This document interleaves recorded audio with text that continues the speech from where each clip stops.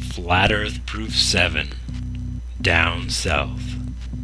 All other proofs aside, the differences between the globe and the flat Earth become apparent when considering distances south of the equator. After all, haven't navigators, geographers, and map makers mapped these areas? And shouldn't they have noticed this quirk by now, if the Earth is indeed flat? Well, the reality is, the rabbit hole just gets deeper from here.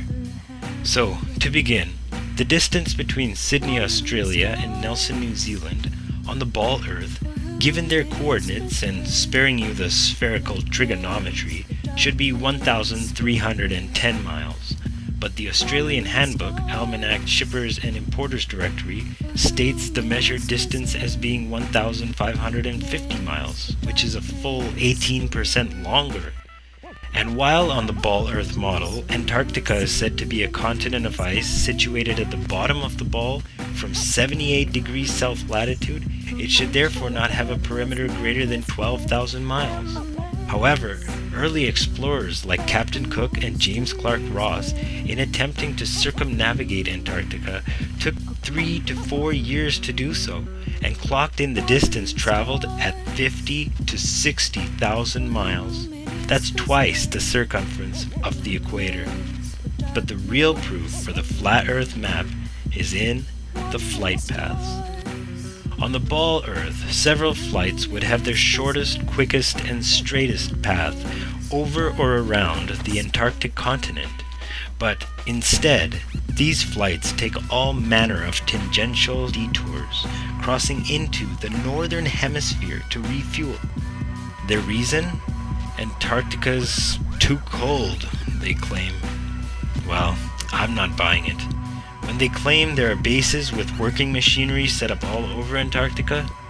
So let's just take a look at the actual flight paths and see what they have to disclose.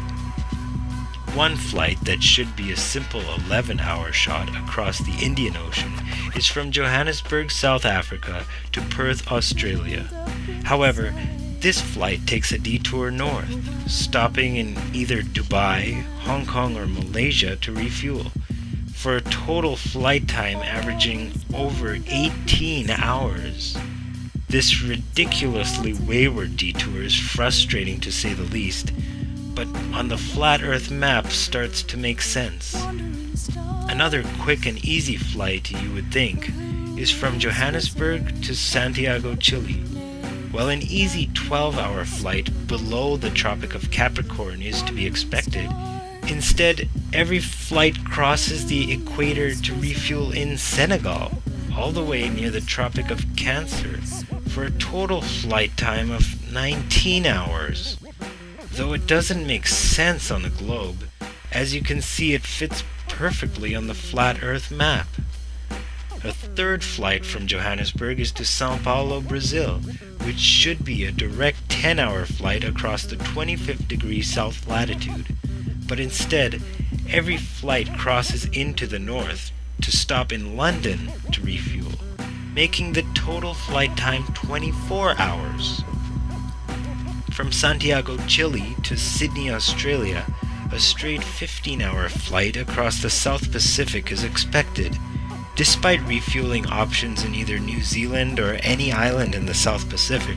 The flight stops all the way at Los Angeles to refuel before continuing south to its destination. As already stated, these detours make no sense on the globe, but are explained and work perfectly well on the flat Earth map, having the North Pole at the center. So investigate the subject for yourself and ask questions.